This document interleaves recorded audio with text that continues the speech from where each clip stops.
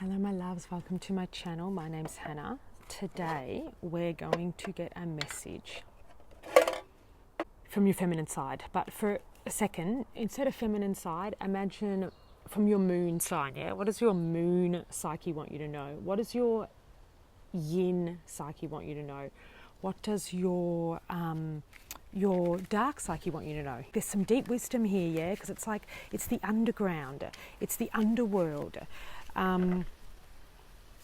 So this is that message coming from that now, you know. I'm just pulling two tarot, and we've got two feminine signs. We've got cups, which is water, and feminine, and then we've got earth, pentacles, which is feminine, masculine, but they're both feminine signs. And this is what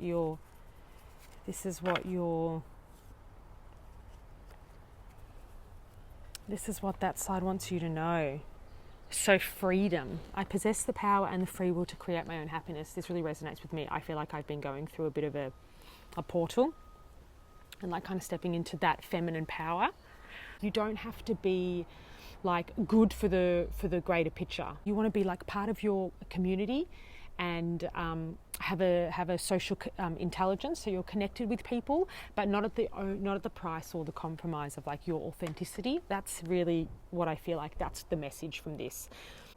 You can free yourself from that, essentially. Free yourself from like worrying what everyone thinks about you and trying to be liked by everyone, and trying to always do the right thing.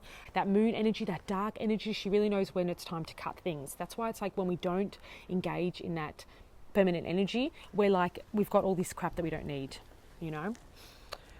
So that's the very strong message. It really resonates with me. It's what I've been going for. And you've also got 8 of Pentacles, the most beautiful card.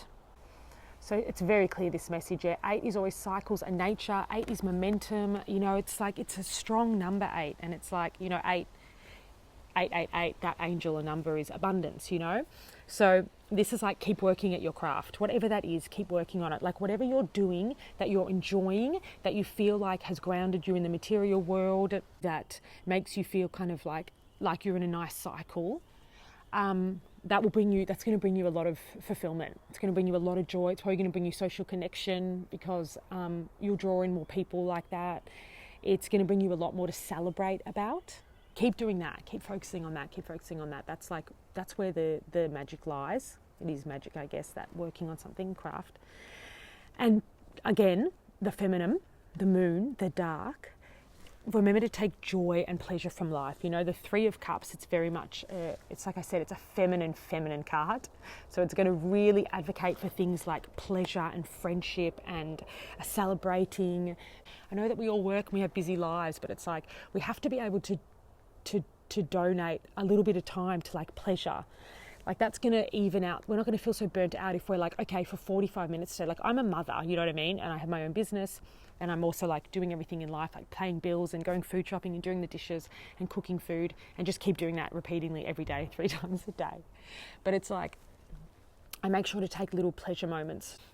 That's what this message is really. So it really makes sense that like what your feminine wants you to know, you have more power than you think to free yourself and to create more happiness. You know, as I said at the beginning, like these thoughts that we keep alive in our heads, they don't bring us any joy or happiness, but like we're in charge of that.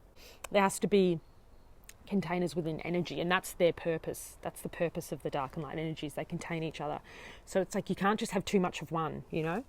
It's unchecked. So don't disregard the feminine energy. Don't disregard that like nurture, that desire to nurture, that sensitive, that intuitive, that sensual, that pleasure seeking. That's like the feminine. I haven't been really filming anything. I've been like really indulging my feminine and my rest, because I was feeling a bit burnt out and I wasn't feeling creative, and it's been like transformative to me. But the messages that were coming through have been like, oh, there's a feminine message that wants to be told, and there's a masculine energy that wants to be told this week, you know.